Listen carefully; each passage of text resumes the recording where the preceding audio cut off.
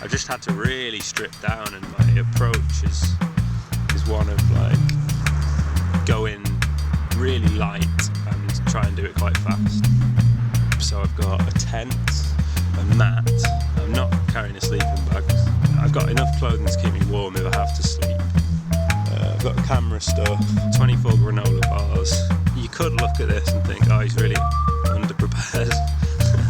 But there is logic behind the unpreparedness.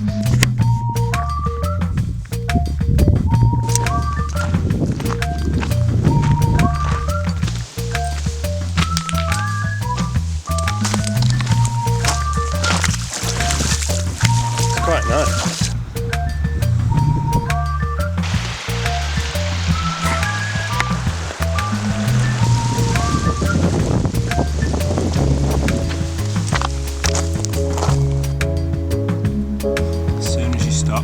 You just get swarmed by mosquitoes.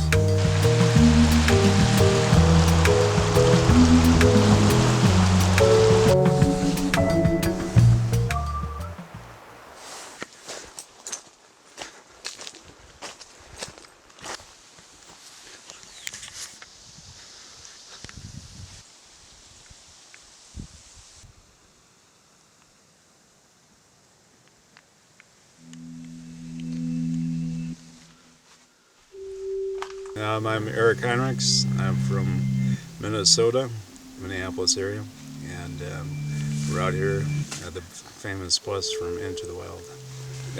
The story just intrigued me after reading the book and then seeing the movie, and you can kind of relate to wanting to go into nature and just hike out in the middle of nowhere. And the story was just fascinating, and to see that I get a chance to come out here myself was something I've wanted to do for the last 3 years. You know, Alaska's just been kind of that wild frontier, so I think he just kind of picked the middle of the state and started walking close to Denali National Park, and this just, you know, he ended up in this area and figured that maybe nobody else was going to wind up, that this was totally abandoned.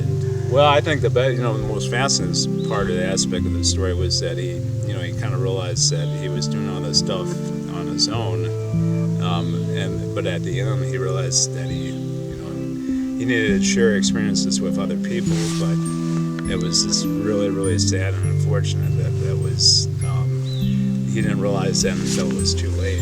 And that's definitely the most inspiring part of the story, though. Is at the very end, he said, "Hey, I'm really happy. I had a happy life," and then he was smiling at the end.